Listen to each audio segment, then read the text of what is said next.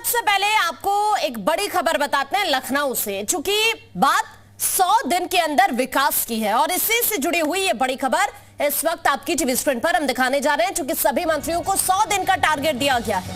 100 दिन के अंदर सभी मंत्रियों को रिपोर्ट देनी होगी।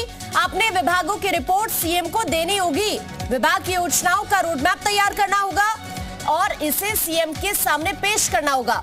विकास का खाका, जी हाँ, मुख्यमंत्री योगी आदित्यनाथ की सरकार का 100 दिन का एजेंडा तैयार हो गया है। इस एजेंडे के तहत जिम्मेदारों को ऐसे ऐसे टास्क दिए गए हैं जिसका न सिर्फ जनता से सीधा वास्ता है, बल्कि नौकरी से लेकर सुरक्षा और समाधान से लेकर कानून व्यवस्था तक का पुख्ता इंतजामात करने का पूरा मसौदा तैयार कर लिया गया है। योगी आदित्यनाथ ने अपने मंत्रियों से लेकर अधिकारियों तक को सख्त निर्देश दिए हैं कि अगले 100 दिन का एजेंडा तैयार कर उस पर तुरंत काम शुरू किया जाए।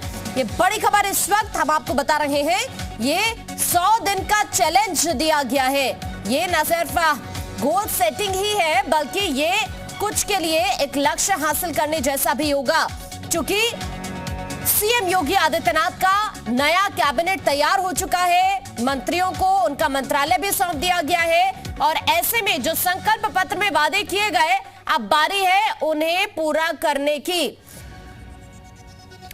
और अब आपको कुछ इंपॉर्टेंट इंफॉर्मेशन इस वक्त शेयर हम करने जा रहे हैं ग्राफिक्स के जरिए, जो आपके लिए जानना बेहद जरूरी है। क्योंकि ये जो 100 दिन का चैलेंज है, ये रोड मैप है। 10 प्राथमिक सेक्टर्स बनाए जाए, ये हम आपको देखिए ग्राफिक्स के जरिए इस वक्त महत्वपूर्ण जानकारी साझा कर रहे हैं। इस 100 दिन के रोड मैप को लेकर सभी सेक्टर के टारगेट को पूरा किया जाए, ये भी कहीं ना कहीं लक्ष्य है।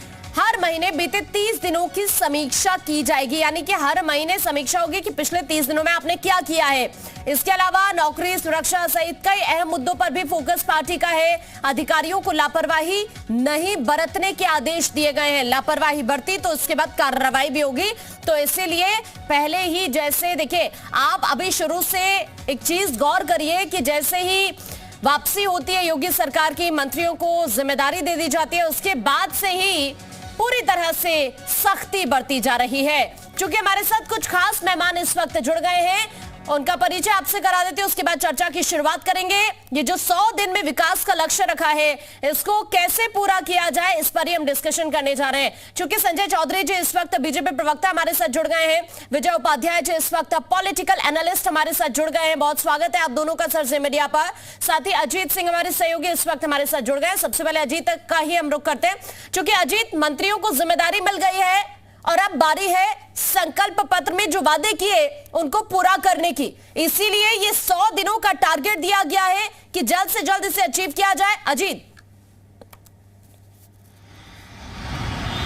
देखिए, बिल्कुल आपने सही बात कही। संकल्प पत्र के वादों को पूरा करना सरकार का पहला लक्ष्य, और इसीलिए पहली कैबिनेट का पहला फैसला था गरीब 15 करोड़ गरीबों को मुफ्त राशन जो 30 जून तक बढ़ाएगी। लगभग 4000 करोड़ रुपए अतिरिक्त बोझ पड़ेगा, उसके बाद बढ़ाएगा। अब 100 दिन का टारगेट दे दिया गया, यानी आज से विभागीय समीक्षा होगी और पूरा रोड मैप आप तैयार करेंगे कि 100 दिन में आप क्या कर रहे हैं। उसका प्रेजेंटेशन मुख्यमंत्री के सामने करेंगे और मुख्यमंत्री के सामने प्रेजेंटेशन के बाद आपको टारगेट दिया जाएगा कि आपने 100 दिन में क्या किया। खुद को साबित करना होगा इन मंत्रियों को जिनको विभाग दिया गया कि क्या वो कार्य कर पाएंगे या नहीं कर पाएंगे। 100 दिन बाद ये पता चल जाएगा कि आपकी कार्यशैली क्या है और आप कितना सक्षम है काम करने में।